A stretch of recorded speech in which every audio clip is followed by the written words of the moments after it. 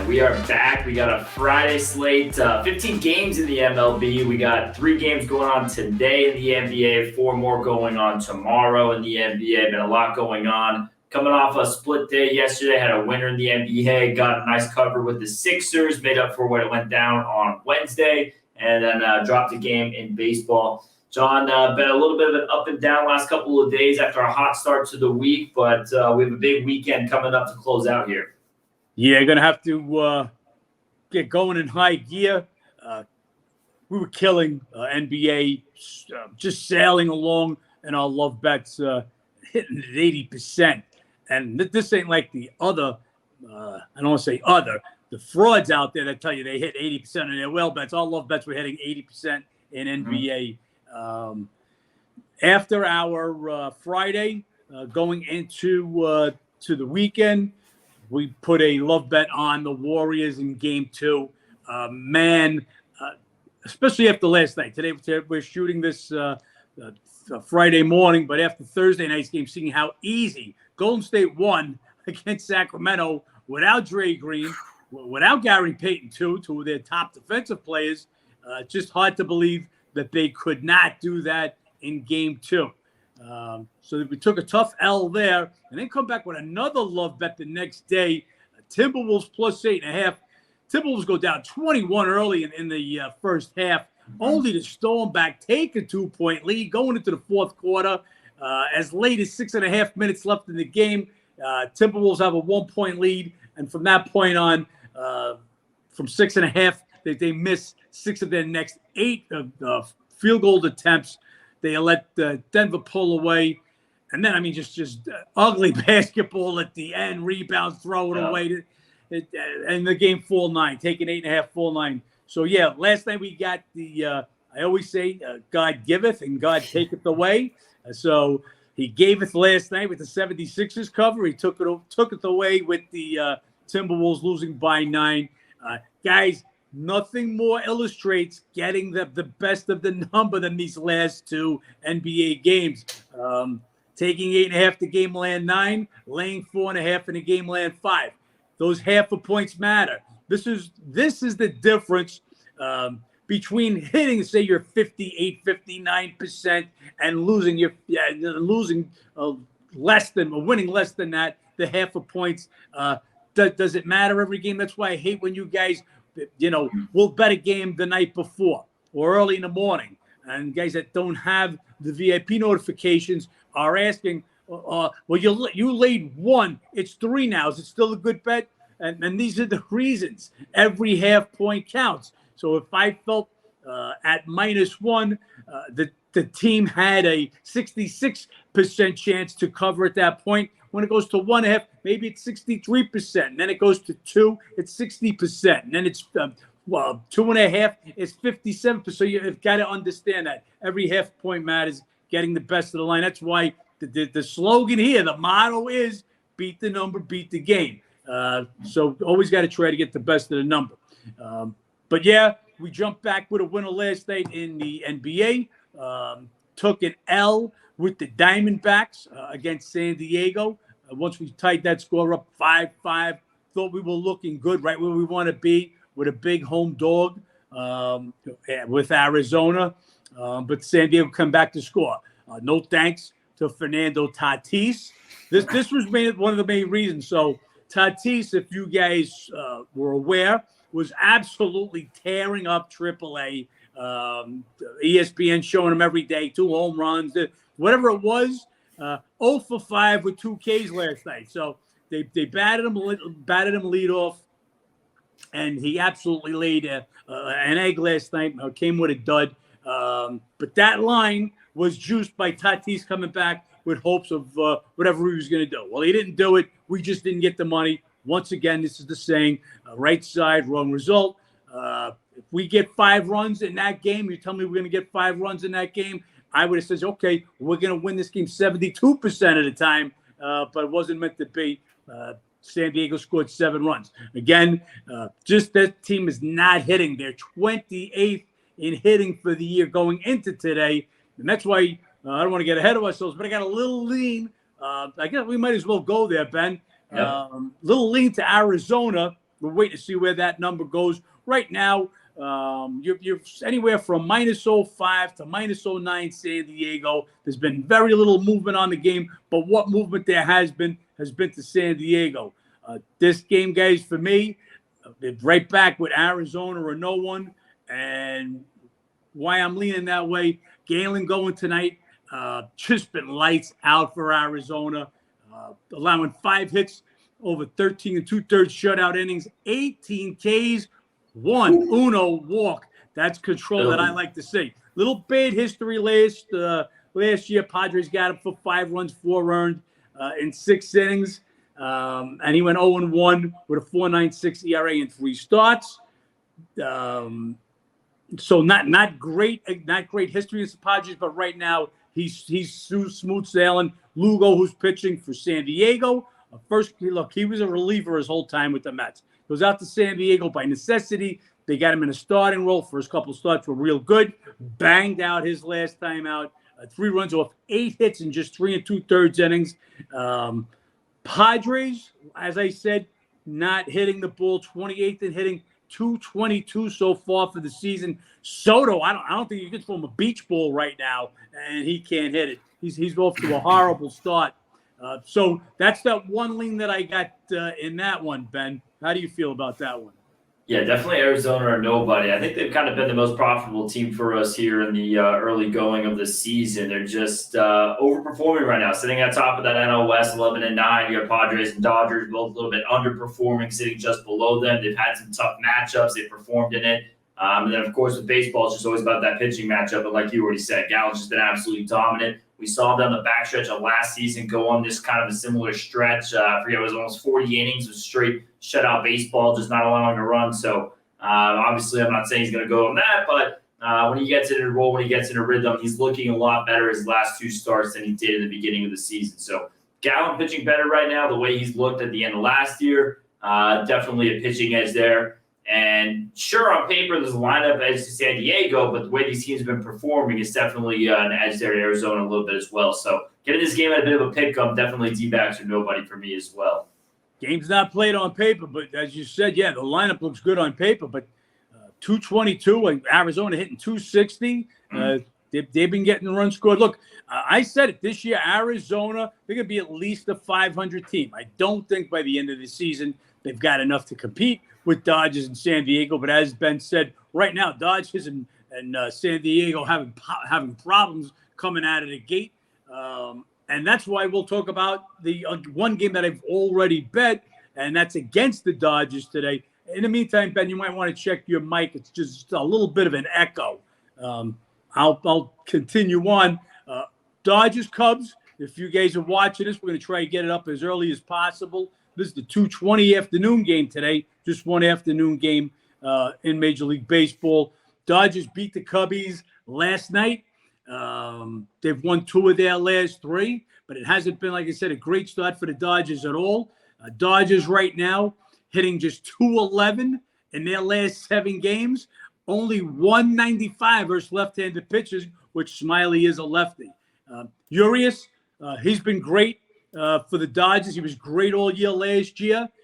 Definitely give him the pitching edge. But he gave up 3 runs, 2 earned, in 5 2/3 innings in his last start, a 3-2 loss to the Cubs when they were out in L.A. Smiley actually decent his last couple outings. So tremendous edge. Like I said, pitching advantage for Dodgers in this one.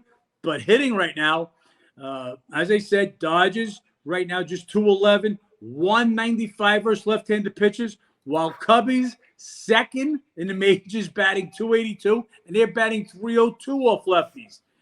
Big home dog here. I took 147 with the Cubs. Let's go Cubbies. Yeah, his mic sounding better. I think I made the setting switch there. There you go. You're right. All right. Yeah, as far as the Cubs, I'm high on this Cubs team. One, defensively, I mean, Cody Bellinger, he has been playing very, very well. Just said Cody will be sitting today against the lefty. Correct. But I'm saying as a season read, this Cubs team, Cody Bellinger has been playing above pay grade. He's been hitting over 300. I don't think they were necessarily expecting that.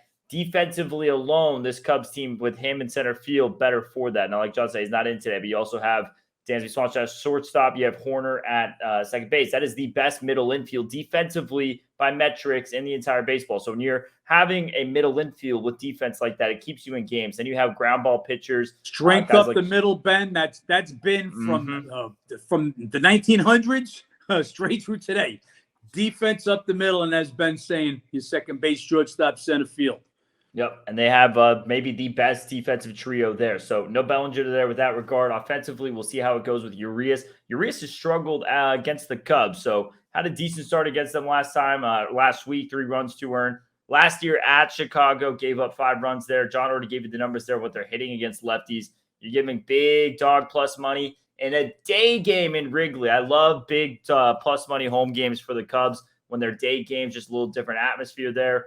They're going to get a lot of those. So big price there. 2-2 on the season series. Yes, pitching edge to the Dodgers. Smiley was able to keep them in at last game. And like John said, hitting advantage to the Cubs right now. So definitely got to take that home dog price with the Cubbies. Yeah. Other than that, Ben, maybe we just talk real quick about some baseball before we go into basketball. I really don't not in love with today's baseball card. Obviously, anything can happen in the course of the day. We picked up a couple of bets on the Diamondbacks early in the week. We had leaned to them, but they made it easy for us. One game, Paul Goldschmidt sat out. One game, Arenado sat out. And we took 2 W's with Arizona. So as Ben said, they've been our most profitable team so far this year. I just have Arizona rated better than I think what the line makers are making them. They got to step up where they're at, especially when you got somebody like Galen pitching who's been lights out. Other games today, Cincy at Pittsburgh, Ashcraft. He's been throwing some nice baseball for them. Kelly got hit hard his last time out. Prior to that, he had pitched good baseball. But Cincinnati, they've lost 3 straight. They scored 3 runs in the game against Pittsburgh last night. Prior to that, back-to-back shutouts against Tampa Bay. While Pittsburgh, although they were in Colorado, crushing the ball and then come home and get 4 off Cincy. Game's right where it should be as far as I'm concerned with the number. I think gives a little bit of value there to Cincinnati in this one. Ashcraft, like John said, been pitching really well. Keller decent, also just Keller really bad history against Cincinnati. He gave up 4 runs in 4 2/3 against them earlier this year. Last season, 0-1, 7.07 ERA and 3 starts against the Pirates. Now, against the Reds. This Pirates team been hitting well, so they definitely have that advantage going for them. And this is just going to be, bottom 2 teams in the NL Central beating each other up all season long. So right now, as far as the season series goes, it's 2-2. See a little bit of a pitching edge and a lot of value there with Cincinnati. Lean to the Reds in this game for me. Rockies and Phillies, and Rockies, who are miserable 8 straight losses, come up and shut out Philly 5-0 last night. Mm-hmm. Guys, there's no crystal balls here. Like he said, he's betting with an edge. We see a little value. That's what we take. No telling that Colorado's going to come with a W last night. You'll never catch me on a team that's lost 8 straight. There's just no value. We always say, use the expression, don't want to catch a falling knife. So I'm going to stay away from Colorado when they're in one of these long losing streaks. I'll gladly make some plays on Colorado when I see value at home. At home, they're a different team. So they come up with a 5-0 win yesterday, but I'll be glad to miss that one winner instead of catching the 3, 4, 6 game straight that they lose. Same thing with KC today. Same thing with Oakland. Overlays. Instead of going through each game, let's talk in general. So you got Oakland, I believe, lost 13 of 14 going to Texas. 180, take 190. I don't care if you take a 220. There's just no value in a team that's ice cold going against a Texas team that's playing real good baseball. Gray, that's the only thing that may go in their favor. He got hit with a liner and came out of his last pitching, but he'd been pitching good baseball. The other one with being the Angels. Angels playing KC. KC is awful. Last in the majors by far in batting, I believe 208, and tied with the Marlins, scoring the least amount of runs, 3.1 runs per game. And now you're going to go face Ohtani. The only thing here is Ohtani, his last start was messed up. He pitches at Boston. The rains come. He only goes 2 innings, so they're going to bring him back on short rest. and you got L.A. Angels that played at Yankee Stadium yesterday. So now we got to travel cross country for this game. So the spot is totally KC. But again, team can't win, can hit, and they're going to pitch with an opener and make this a bullpen game. So yeah, that's a big, huge number. If they were pitching Greinke, if it was a real pitcher that told me, okay, we're going to go for the game, maybe. But again, don't want an ice cold team. They just happen to be playing another ice cold team in the Angels, who are facing a little adversity, like I said, with Ohtani pitching and going coast to coast. Just not enough of a reason for me to take it. Any of these other games you want to weigh in, Ben, before we go to NBA? Yeah, just one more game I want to touch on is this Tigers team going at Baltimore. They've had some success against the Orioles. They have won 10 of the last 13 meetings. They won all 3 at Baltimore last year. Wells, he was cracked twice by the Tigers last year. He went 0-2, 10.29. Tigers, they did lose to the Guardians at the end of the series, but they had won the 5 prior. So they're playing decent baseball right now. The bats are a little bit cooled off in that Cleveland series. Granted, Cleveland, one of the better bullpens and rotations in the MLB. Lean here to the Tigers big time. I think it's a good spot. Now, there's the catch. Lorenzen, he was absolutely hammered by the Giants in his first start. Was worse on the road last year. So not much of a value there. It's going to be a shootout if Tigers get it done. Would also have to take the over in this game. Orioles been playing some very high-scoring games. They're bullpen down there in the bottom 5 of the league. So maybe we have a little bit of a shootout in Baltimore on Friday night. And would lean to the Tigers there with the value, just winning 10 of the last 13, all 3 at Baltimore last year. I think they have a good chance. They've been playing good ball right now. Look, no doubt Wells was disgusting against the Tigers. The Tigers do have a little history, but Lorenzen is garbage. His first outing was ugly. Orioles 7-2, scoring, what are they scoring? 6 runs per game over their last 9. Just don't want to buck that trend with a Detroit team, 29th. In the majors in hitting. Maybe a little value. Not saying there's no little value there. Just I'll stick away 2 garbage pitchers.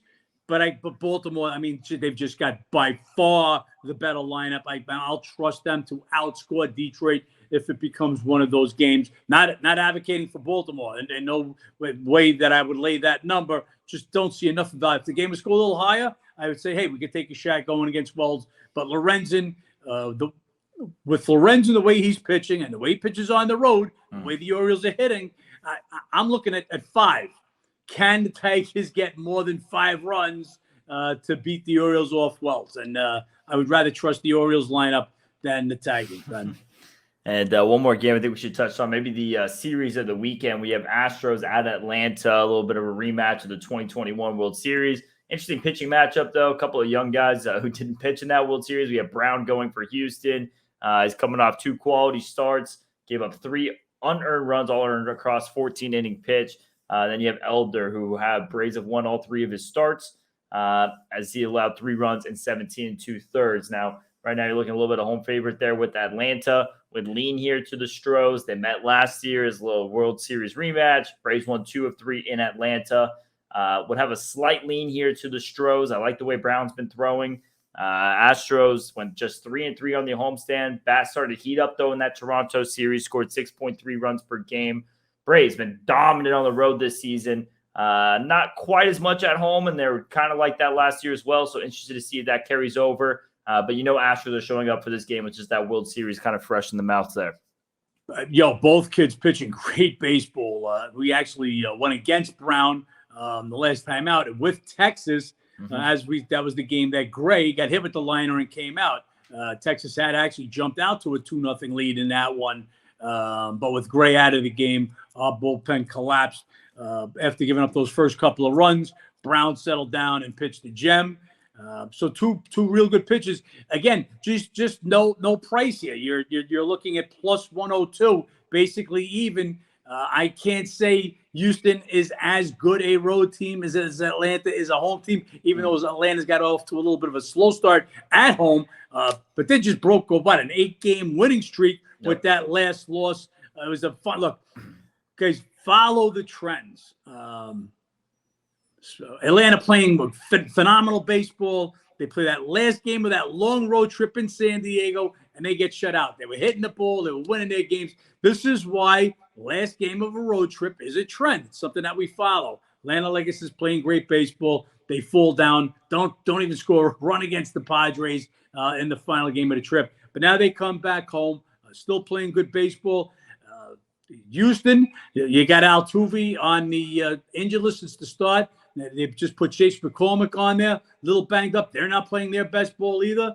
There's the home revenge from 2021, but don't worry about it. Atlanta's got their own little revenge. Houston's the world champs from last year, and that's what Atlanta's got. Look, Atlanta starts every year looking to win the World Series. They owned the National League East forever, and that's almost a given that they're going to win the NL East. It's we want to win the World Series. So Astros won it last year. So I don't give Astros that World Series revenge, being that they won it last year and Braves didn't. This will be a tough game. But like I said, I would have no problem taking Astros plus 120, but at plus 02, don't see any value there. Yep, small lean there to Houston for me. Johnny's a little bit more value. I don't know if there's anything else you want to touch on MLB. Otherwise, we have a lot we can dive into NBA-wise. 3 games tonight, 4 games tomorrow. We can touch on some of what's been going on the last few days here. A sneaky game that I'm going to be watching tonight, one more before we go over to the NBA, is the Red Sox-Milwaukee. Red Sox busted out a little bit these last couple of days. Milwaukee red hot, but now comes home. 2 pitchers, Pivetta and Peralta, that both pitched good prior to their last time out. Teams are hitting. Let's see what happens out there. Wouldn't mind taking a live dog if this game went a little bit higher. Right now, the basic number you're taking back's around plus 151. A little higher. I would take a little shot with the Red Sox, even though Milwaukee's hot. The Red Sox are coming in, playing better baseball also. So we'll see where that game goes. But, yeah, there should be some scoring in that one. We'll see how that one goes. A lot of good baseball out there. Again, a couple of days during the week, didn't have a bet. As the day went on, injuries, line moves, we jumped on and caught a couple of winners. So let's keep that going. NBA, Ben, are you ready to dive into this one? Yeah, we got I want to just touch on first what we kind of heard news last night, the no Kawhi Leonard in game 3 for the Clippers. I mean, I know you and I kind of talked about it yesterday.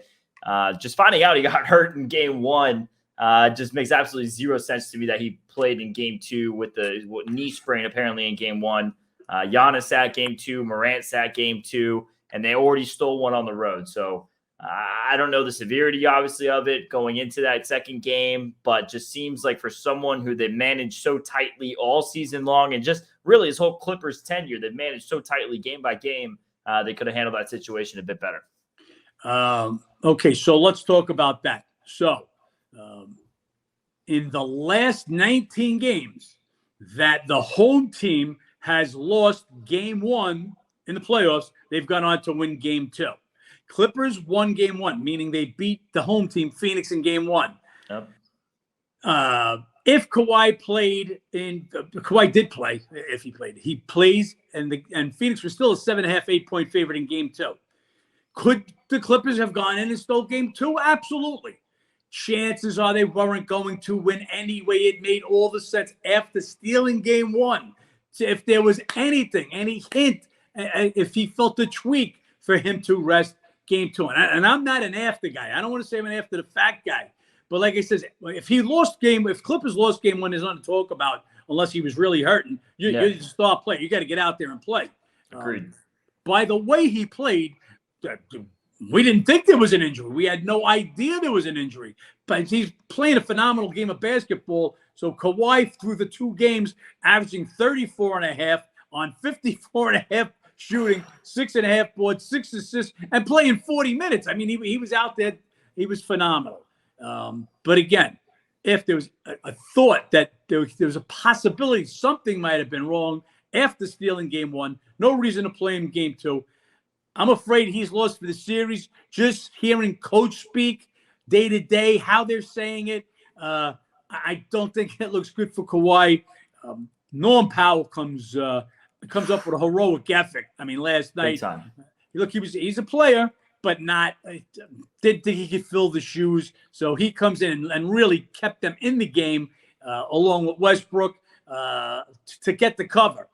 For you guys know, we love to bet on injuries, especially against a key guy. Me and Ben talked about it. As soon as the injury hit, the line came up 6. We could have initially have laid Phoenix -6 once the injury info broke. I told Ben my number with Kawhi out is 7. The game actually went a little higher than that, 7.5. But from 6 to 7 is still not the enough of an edge. There's that no room for error. Look where the game falls, Phoenix 5. So there's another bet we save. We don't just bet injuries blindly. Big loss, huge loss. You got to remember, you're already missing PG. So it's not like you'd have one or the other in. So yeah, just I think it's a blunder on their part because they said he heard it at the end of game 1. So something had to be reported to the team. So shocking that they didn't take better care and manage this better, because yesterday's game could have been a different story. Game 3 with Kawhi in it. Phoenix now, I guess we'll start there. Well, that's tomorrow. So we'll do it that way, being that we're talking about this, and then we'll back it up. So Phoenix tomorrow will play game 4 at the Clippers. Right now they're standing as a 5-point favorite. Clippers last night outshot Phoenix 54.2% to 47.7%. Phoenix won that game at the free throw line. 46 to 25. That's a huge edge in free throw attempts. Can Norman Powell, can Westbrook, can they come up with another game like this? Right now, Booker is going crazy. KD, one of the best scorers of all time, one of the best scorers of all time. As much as he means to actually get him, he's meaning more to opening the court for Booker. Booker Absolutely. is going crazy with him on the court. So Phoenix now, you're looking at 10-1 straight up, 7-4 against the spread in games KD has played.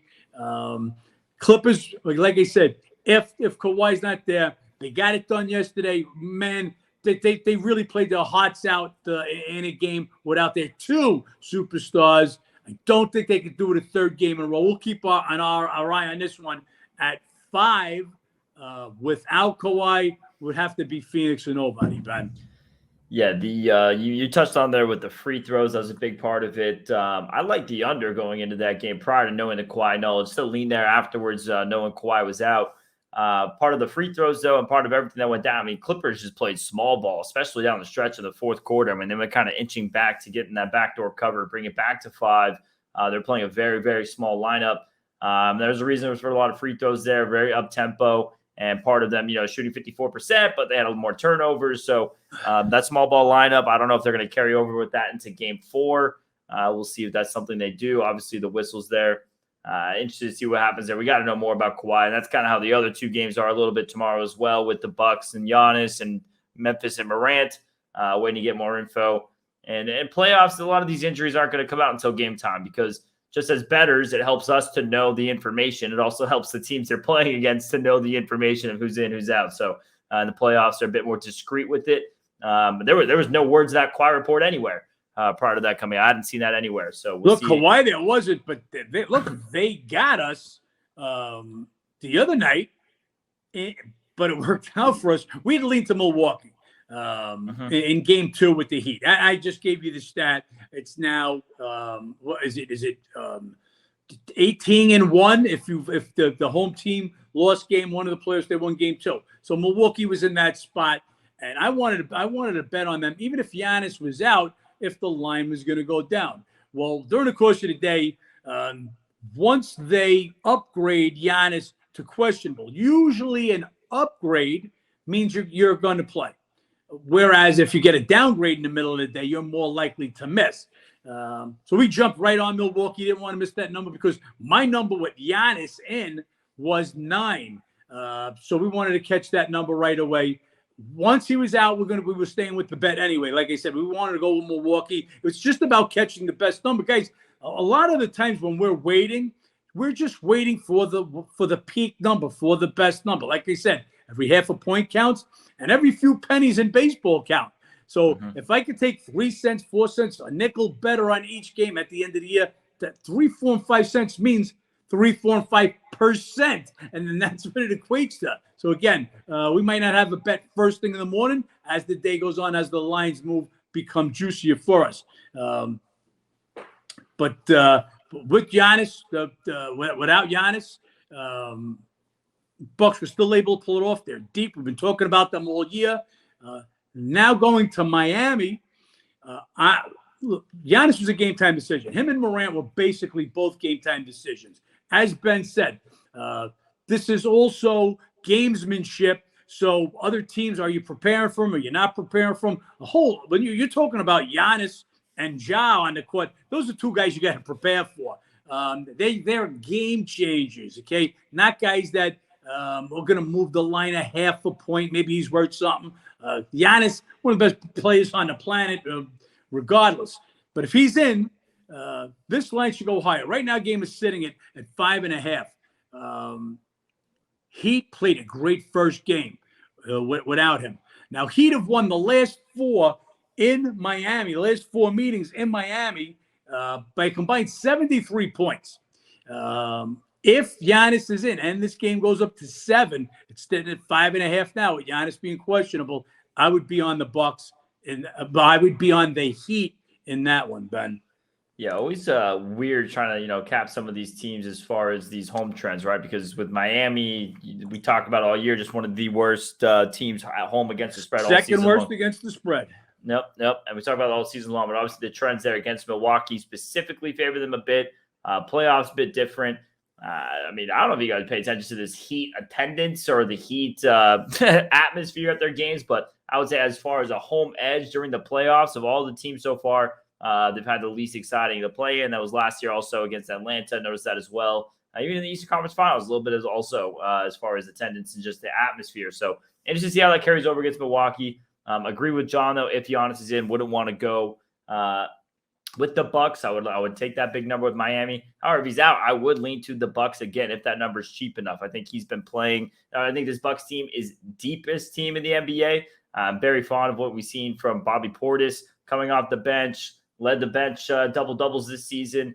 Gets in that starter role. Brook Lopez, who's just been playing like he's an all-star again. He's been providing big minutes when Giannis has sat out, and that's been all season long. So just like with Memphis, though, those Bucks trends with Giannis out, a little bit less favorable on the road than compared to at home. Still, though, I think if that number is cheap enough, I would take the Bucks at a cheap price without Giannis.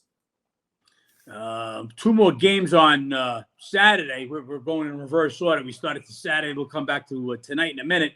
And that's Ja. That's the injury with Ja. Memphis going to the Lakers. You guys that follow us know game 1, that was our biggest NBA bet of the season. We took the Lakers plus 3.5 originally. I've been talking about it for a while, saying how Memphis, a 2 seed, and their reward is they're going to get the hottest team in the West, and that's the Lakers right now. So after we took 3.5, that game went to 4.5. Look, I think many times I'm wrong on an NBA game, and I wasn't wrong on this one either. The other guys that had called themselves sharps pushed it up to 4.5. We took the 4.5. Then we even pressed it with the money line. This was our biggest win. That was game 1. Game 2, again, same stat. 18-1, home team that loses game 1 have come back to win game 2. Even without Ja Morant, come back and easily won game 2. Easily won it because Anthony Davis and D'Lo were 2 no-shows. Let me pull up stats here. I got a combined 6 for 25 for AD and D'Lo. LeBron did what LeBron does. He went out there, got his points.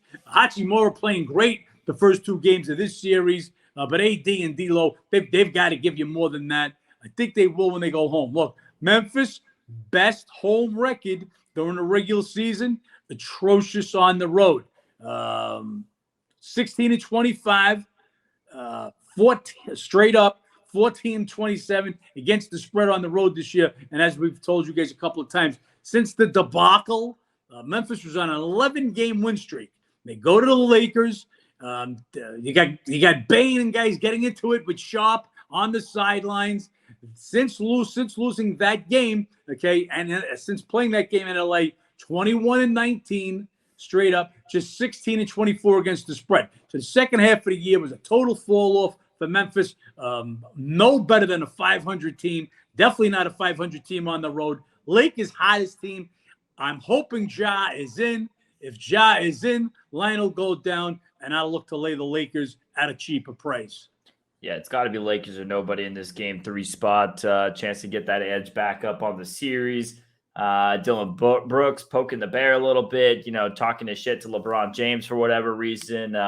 This Memphis team all season long, the road splits, haven't gotten getting it done on the road without Ja Morant specifically really haven't gotten it done on the road. So it's going to be really tough. I mean, it took Tillman to have a big game. It took some of these key guys for the Lakers with Russell and Davis to really have bad performances. Russell has just kind of been an over so far in the series, also in the play-in. So I'm interested to see if he's going to be able to get it going. Maybe him getting back in the home arena will help. Either way, spot on the series for the Lakers. I'm interested to see what's going on with Morant. But even if he plays, I would prefer he plays. Get a non 100% Ja Morant. Their defense won't be as good. Would lean here to the Lakers out of the way. It just kind of depends on the price and what the circumstances are. Without Ja, they're 2-9 straight up and against the spread on the road this year.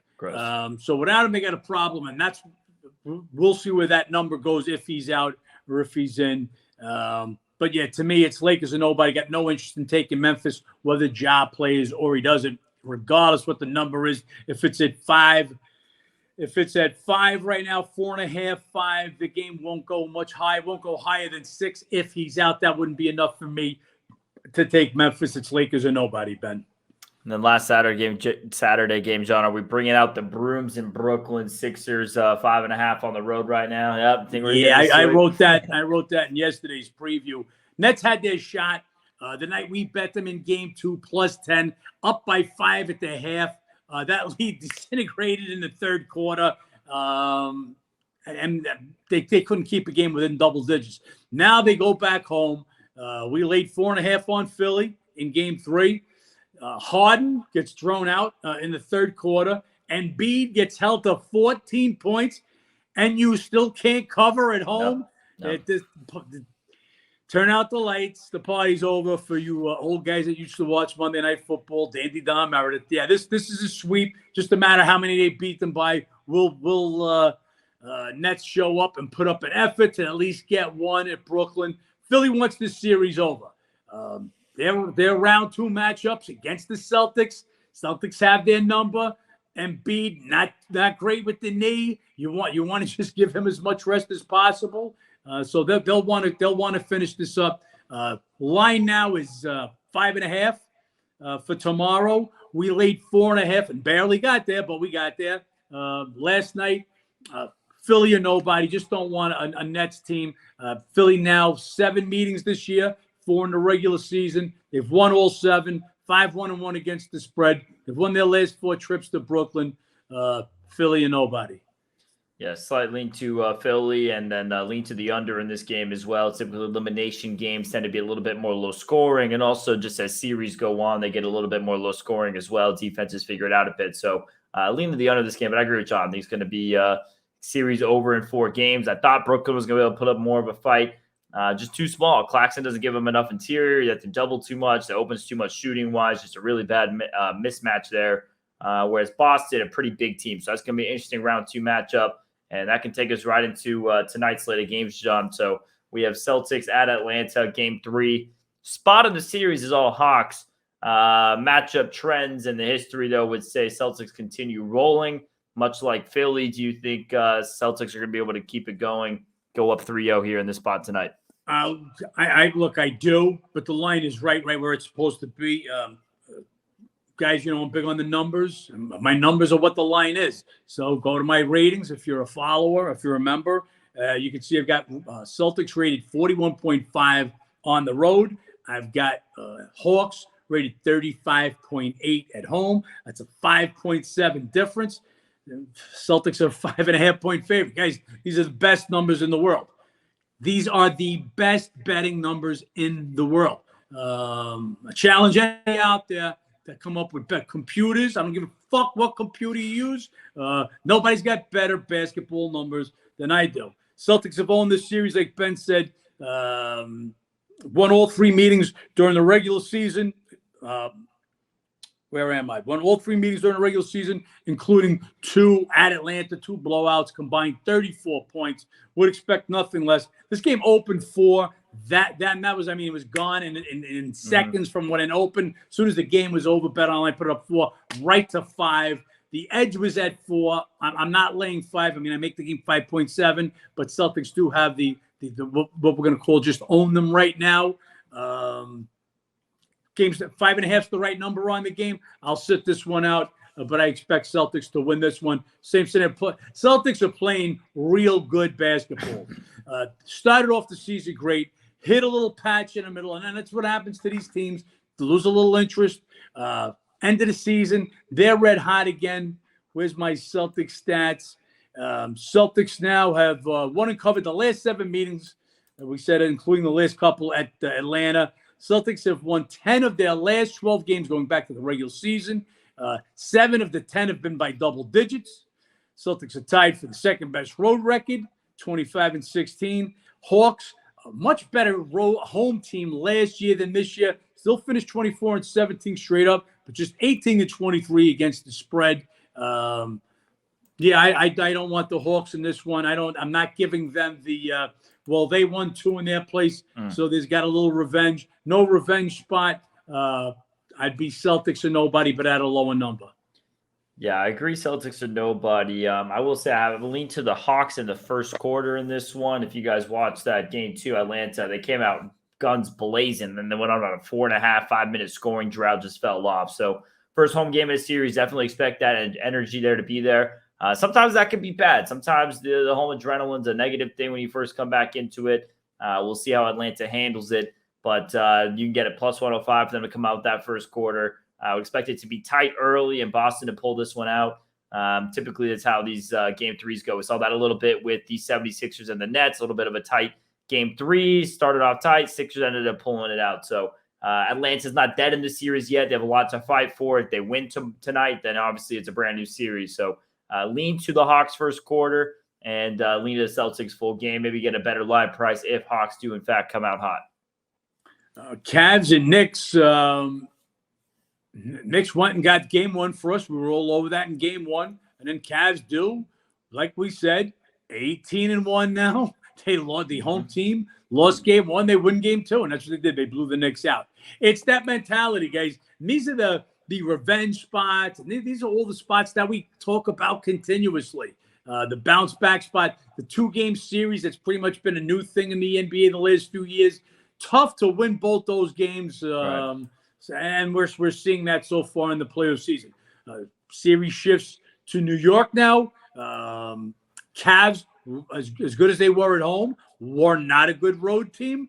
Knicks started playing better at the Garden second half of the year after the All-Star break, and just played better in general from the after the Josh Hart trade. But he was horrible. He was questionable for game 2. I believe he was a -29, the worst plus one. When we say minus, it means the plus minus, what the team was while he was on the court. So not a great game from Josh Hart. We're going to see if he's 100% healthy. He does a lot for the team. Randall, it was his second game back, so see him getting better and better each game. 2 points on this game. The Knicks are a 1.5-point favorite now. It was as high as 2 points. Would have to be Cavs or nobody. Just holding off on this game right now. I want to see if Okoro will be in for Cleveland. Want to see what the availability of Josh Hart is. But this should be a tough one. Knicks got the first one. Cavs come back at the second one. They go into New York. Knicks won both meetings in New York this year. Tough game, right around the numbers. So I got nothing on this one. But in a case like that, would only want to take the dog if I could get more than a bucket. Yeah, I agree with you. Dog or nobody, under or nothing. I mean, this first 2 games, we're getting 197.5 points a game. We're looking at total around 211.5. So got to be under or nothing. You have 2 of the better defenses in the NBA. As far as the Knicks at home, the last 8 home playoff games, just 4-4. So nothing too crazy, not much of a big home edge. And I feel like this is a Donovan Mitchell masterclass game coming tonight. This is going to be a Donovan Mitchell steals the game on the road. So Garland step up big game 2. The role players there for Cleveland were no shows in game one. They're a bit better in game two. Pressure's on here for the Knicks. Knicks got to take advantage of this. They have still one on the road. Can't give it right back in game three. That's always the worst thing you can do. Clippers just did that last night. I'd give a little bit of a lean here to the Cavs. Have a bit more faith in them. A bit more faith in Donovan Mitchell specifically. Stars win games in the NBA. And I think this is a game that Donovan Mitchell can steal. And the last game tonight, it's Denver at Minnesota. Now, Minnesota got us twice in this series. Third time's a charm. I want to do it so bad because I really feel that they lost the first game was a blowout. Minnesota was coming off the playing game against OKC. They buried them. It just was a no-show. They go to Denver for an absolute no-show. Denver come with a game. They had basically taken off the last 10 days, 2 weeks of the season. Denver, they went 2-5 their last 7 games, as they had already pretty much locked up a home court or number 1 seed in the West. So they came out ready to play. Joker had missed 5 of the last 7 games. They got him some rest down the stretch. Murray, they were all rested. They blitzed Minnesota, which made me love Minnie in the second game. I was absolutely shocked, down 21 in the first half. Just could not believe Minnesota, who usually starts well, was down like that to start the game. Third quarter, came back, took the lead. I really thought we were going to win the game. I did not see us losing the game in the fourth quarter, but Cat killed us. Just absolutely horrible. Cat in that last game. Let me. I got to give. I want to give you guys the right number. Part of that's the foul trouble as well. Give him a little bit of credit in that. I feel like when you're in foul trouble, it's hard to get rid of them in and out. But yeah, I get horrible. you. But you can't be Cat and shoot 3 for 12, and he's now 8 for 27 through the first 2 games. Got to give me more than that. And it gives us any more than that, we win that game. It's just that simple. Edwards had a monster. So Jamal Murray has 40 in game 2, and Edwards has 41. Difference, Joker gives Denver 27, 9-9, and Cat comes with, like I said, 3 for 12 out. Can't do it. I expect him to do better at home tonight. I want to bet them at home tonight. This is the double revenge spot. Tough loss. Again, ratings-wise, guys, Denver 37.4 on the road. Minnesota 35.0 at home. 2.4 points. That's the difference. The line's sitting at 2.5. That's what the number is. The difference is the spot belongs to Minnie. Down 2-0. It's a do-or-die game. They've had success against the Timberwolves prior to the 2 games at Denver. They had covered 7 of 8. Denver's lost their last 3 trips into Minnesota.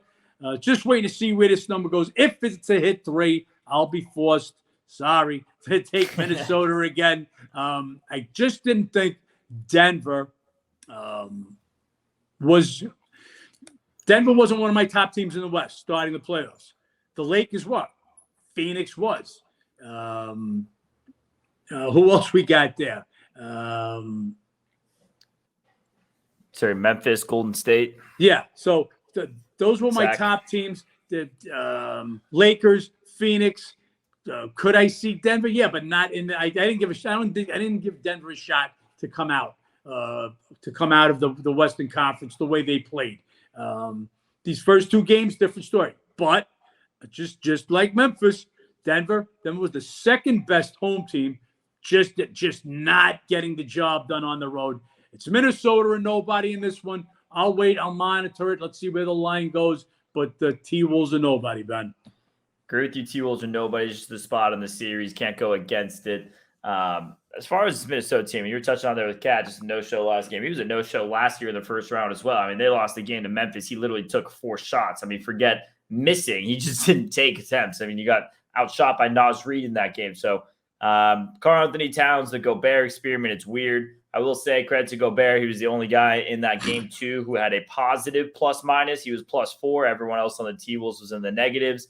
I mean, just a little side note. I've been saying for the whole year, Trae Young, Karl-Anthony Towns, make that swap happen. Both teams unhappy. Trae Young, get Murray and Cat, get Edwards, Gobert, and Trae. But anyways, as far as this game 3, lean to the T-Wolves, just what the spot is saying, like John mentioned. Now, as far as on the year, Timberwolves typically pretty good first half, start to fall off in the second half. That hasn't fallen suit into this series, so don't love that as much. But in a game 3 at home, getting the arena down 0-2, I gotta like a little bit of Minnesota first quarter as well. Quick So start. I agree with you, and I'm not a prop guy like that, but I agree. I think expect Minnie to start quick, especially after the 2 slow starts in Denver. I think they will really focus on that, and I would expect they set. Take a shot. Again, not a prop guy. Take a shot with Cat first basket. I think they're going to want to get Cat going. Like I said, knowing he went 3 for 12. Look, Cat's got to play for Minnesota to beat Denver.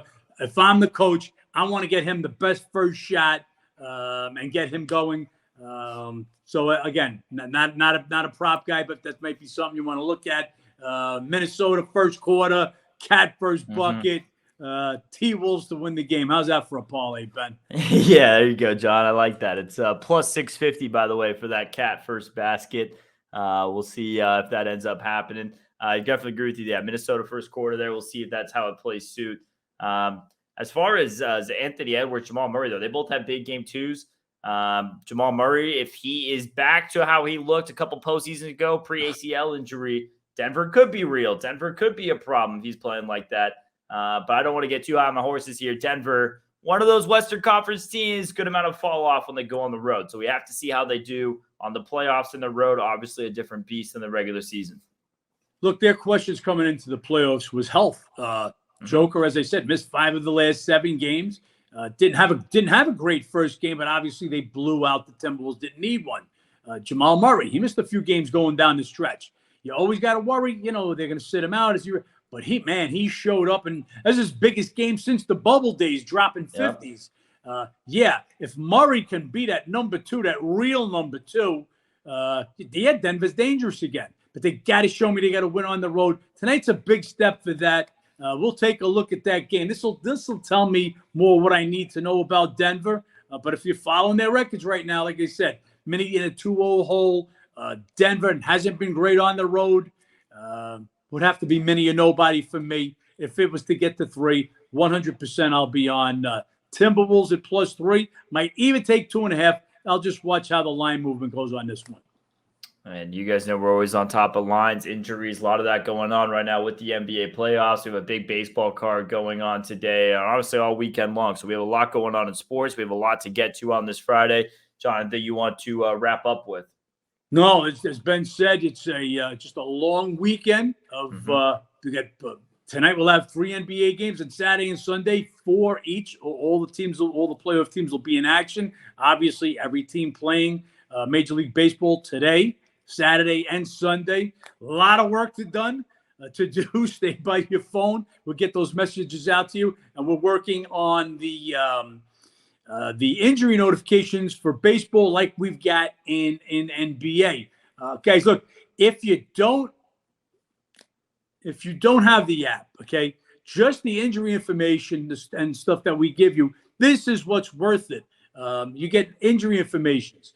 Of course, you get the bets that we're on, but you get our previews on every game. You also get my exclusive home and away rating system. Again, like I said, I challenge anybody. It's an open challenge. Anybody want to put up 10 grand, 20 grand, put up some money. Let's make lines every day in the NBA. We'll see who's closer. Any challenge, come at me. I'm the best. I'm the best in the NBA, Ben. And I've seen it myself firsthand. And if you guys don't believe it, best way to find out, howtobeatthebookie.com. Go to the website, download the app like John was talking about. Follow socials. Make sure you guys like, subscribe to this. If you guys have any comments, suggestions, things you guys want different podcast-wise, whatever it might be, drop those below. Keep us updated. And, hey, John, let's get back on track. Let's make some money. Let's make some money.